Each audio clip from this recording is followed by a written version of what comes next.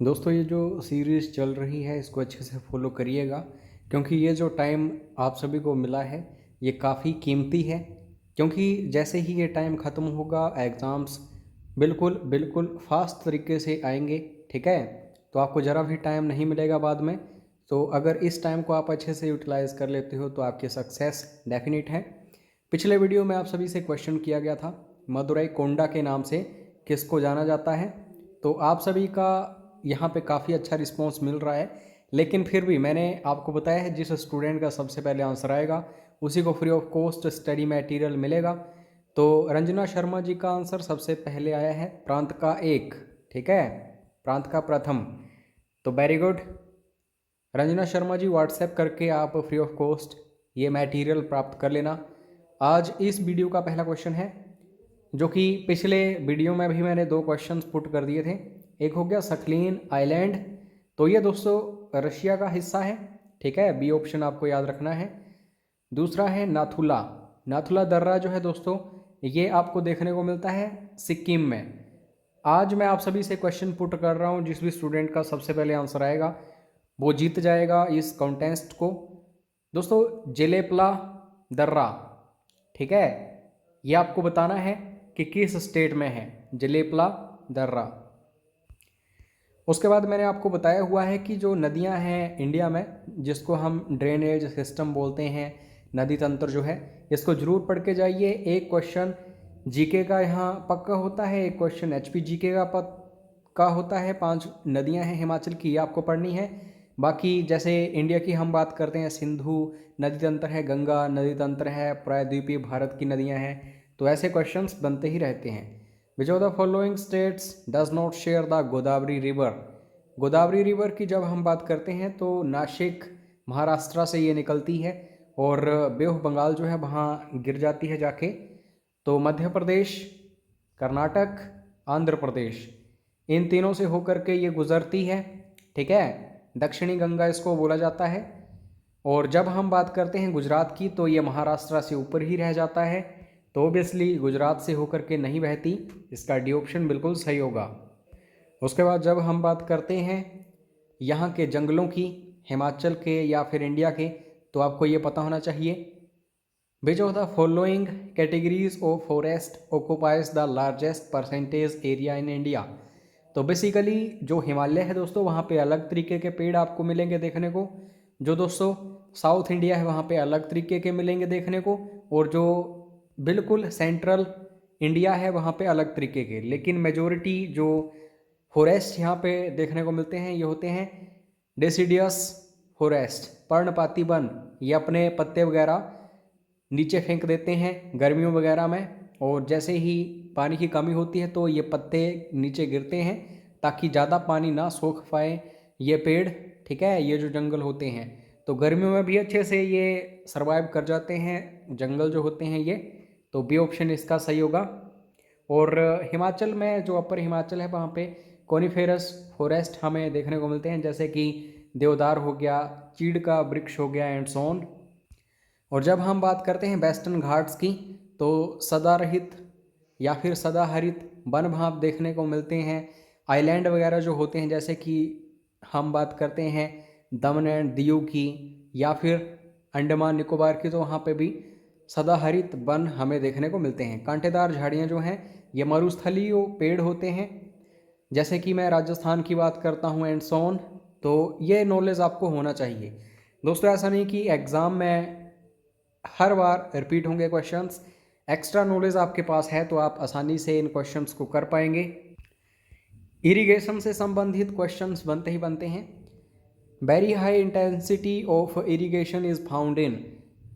अगर मैं बात करूं कि सबसे ज़्यादा जो सिंचाई होती है वो किस क्षेत्र में होती है इंडिया में, तो ये होता है दोस्तों गंगा यमुना द्वाब। द्वाब क्या है दोस्तों? दो नदियों के बीच वाला क्षेत्र। ये दोनों नदियां जहाँ पे मिलती हैं, ठीक है, उसके बीच वाला क्षेत्र जो है इसको द्वाब बोलते हैं। तो गंगा और यमुना इन दोनों नदियों का जो संगम है वो वाला क्षेत्र जो है वहाँ पे सबसे ज़्यादा सिंचाई होती है। ठीक है, ये थोड़ा सा टफ क्वेश्चन था उन स्टूडेंट्स के लिए जो मतलब नए क्वेश्चंस नहीं पढ़ के जाते हैं, सिर्फ रिपीटेड क्वेश्चंस ही पढ़ते हैं। कोरादी या फिर कोराडी थर्मल प्रोजेक्ट कहाँ पे है, किस स्टेट में है, यानी कि सप्लाई पावर की किस स्टेट में होती है कोराडी थर्मल प्रोजेक्ट की। तो आपको दोस्तों महाराष्ट्र याद रखना है, ये ऑप्शन इसका बिल्कुल सही होगा। बाकी भी थर्मल प्रोजेक्ट्स को अच्छे से पढ़ लेना, डैम्स को पढ़ लेना, यहाँ से पक्के क्वेश्चंस होते हैं। Force due to a magnet is, जो चुंबक होता है दोस्तों वहाँ पे बल हमें कौन सा देखने को मिलता है, तो इसको हम वेरिएबल फोर्स बोलते हैं, तो ए ऑप्शन इसका सही है। उसके बाद पेनिट्रेटिंग पावर और वेवलेंथ, इन दोनों में काफ़ी सारे स्टूडेंट्स पजल होते हैं। एक बात ध्यान से सुनिएगा, पेनिट्रेटिंग पावर अगर हाई है तो वेवलेंथ उसकी कम होगी, ठीक है। अगर वेवलेंथ बिल्कुल ज़्यादा है तो पेनिट्रेटिंग पावर उतनी ही कम होगी। क्वेश्चन है दोस्तों, पेनिट्रेटिंग पावर किसकी मैक्सिमम होती है, तो ये दोस्तों होती हैं गामा रेज, ठीक है। और जब हम वेवलेंथ की बात करते हैं सबसे कम किसकी होती है, तो ये जो गामा रेज हैं इनकी ही वेवलेंथ सबसे ज़्यादा होती है अल्फा रेज की, लेकिन पेनिट्रेटिंग पावर इनकी सबसे कम होती है। तो आशा करता हूँ आपको ये कंसेप्ट समझ आ गया होगा।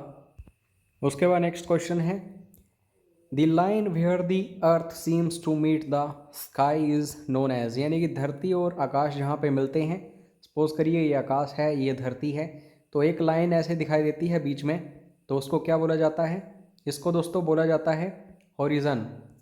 तो सी ऑप्शन इसका बिल्कुल सही होगा। ये वन वर्ड सब्स्टिट्यूशन भी आप कह लो, इंग्लिश का क्वेश्चन भी है, जीके का क्वेश्चन भी है, जियोग्राफी का भी क्वेश्चन है, साइंस का भी क्वेश्चन है। Iron is protected by coating it with a thin layer of which metal, and if we are talking about this process is called galvanization, so you should know about that। अगर हम बात करते हैं कि ये metal कौन सी होती है, ये लेयर जो है चढ़ाई जाती है आयरन में, लोहे में, तो इसको जिंक हम बोलते हैं, हिंदी में इसको जस्ता बोलते हैं। उसके बाद नेक्स्ट क्वेश्चन की तरफ बढ़ते हैं। अब इम्पोर्टेंट है ये भी, most important question, which of the following is use in photography, निम्न में से कौन सा फोटोग्राफी में इस्तेमाल होता है। तो चार ऑप्शंस आपके सामने हैं, लेकिन सही आंसर जो है दोस्तों सिल्वर ब्रोमाइड है, तो डी ऑप्शन याद रखिएगा। एक क्वेश्चन जो पूछा ही जाता है हर एक एग्जाम में, हमीरपुर बोर्ड के या इंडिया या फिर हिमाचल की बात करूं, ये दोस्तों विटामिन से रिलेटेड क्वेश्चन है, सारे के सारे विटामिन को अच्छे से पढ़ लेना। क्वेश्चन है, citrus fruits are rich sources of, यानी कि खट्टे फल जो होते हैं इसमें सबसे ज़्यादा क्या आपको देखने को मिलता है, तो ये होता है दोस्तों विटामिन सी, डी ऑप्शन सही है। उसके बाद next question, the president holds office for a term of 5 years from the, तो 5 सालों का टेन्योर होता है जो प्रेसिडेंट ऑफ इंडिया है। तो आपको ये पता होना चाहिए जिस दिन दोस्तों शपथ लेगा राष्ट्रपति, उसके 5 साल बाद जो है वो छोड़ देगा अपना पद, ठीक है, मतलब इलेक्शंस वगैरह दोबारा होके अगला राष्ट्रपति चुना जाएगा। तो यहाँ पे नन ऑफ दीज बिल्कुल सही होगा। Next question, the ministers are individually responsible to the, जब हम बात करते हैं इंडिविजुअली, एक जो नेता है मंत्री है वो किसके लिए रिस्पॉन्सिबल है, तो दोस्तों वो प्रेसिडेंट ऑफ इंडिया के लिए रिस्पॉन्सिबल है, ए ऑप्शन इसका बिल्कुल सही होगा। लेकिन क्वेश्चन घुमाया जाता है, जब पूरा का पूरा कैबिनेट पूछ लिया जाता है कि ये किसके लिए रिस्पॉन्सिबल है, तो आपको उस केस में आंसर करना होता है जो लोकसभा है, ठीक है। नेक्स्ट क्वेश्चन है, chief justice of the high court can be removed by the, देखो दोस्तों चाहे हाई कोर्ट का कोई भी जज हो या फिर सुप्रीम कोर्ट का हो, उसका जो आप कह सकते हैं महाभियोग होता है, उसकी जो इम्पीचमेंट है उसका प्रोसीजर सेम रहता है, ठीक है, अगर वो कॉन्स्टिट्यूशन के अकॉर्डिंग काम नहीं कर रहा है। तो ऑप्शंस को जब हम ध्यान से देखेंगे तो यहाँ पे बी ऑप्शन जो है same procedure as for the जजेस ऑफ द सुप्रीम कोर्ट, तो इसका सही आंसर होगा। अब ये क्वेश्चन आप सभी के लिए है जो आपको कमेंट बॉक्स में इसका आंसर टाइप करना है। The 7th schedule of the constitution of India contains provisions regarding, Bharat के संविधान की 7वीं अनुसूची में किसके संबंध में प्रावधान है। तो दोस्तों आपको फटाफट इसका आंसर बताना है। अगर आप हिमाचल के किसी भी एग्ज़ाम की तैयारी अच्छे से करना चाहते हो तो आप कोर्स ज्वाइन कर सकते हैं, चाहे क्लर्क का एग्ज़ाम हो, ट्रैफिक इंस्पेक्टर का, या फिर अदर कोई भी। अगर आप पर्टिकुलरली HPGK का कोर्स ज्वाइन करना चाहते हो तो वो भी आप ज्वाइन कर सकते हैं। इन कोर्सेज़ के फ़ायदे क्या हैं? आपको किसी बुक के प्राइस में वीडियोस भी मिलेंगे, मॉक टेस्ट भी मिलेंगे और PDF फाइल्स भी मिलेंगी, फ़ोन कॉल सपोर्ट भी मिलेगा। ठीक है, बाकी फ्री ऑफ कॉस्ट आप अपनी तैयारी जारी रखना चाहते हैं तो आप हमारे साथ जुड़े रहिए यूट्यूब पर। ठीक है, और आंसर करते रहिए, फ्री ऑफ कॉस्ट आपको स्टडी मटेरियल मिलता रहेगा। जय हिंद, जय हिमाचल।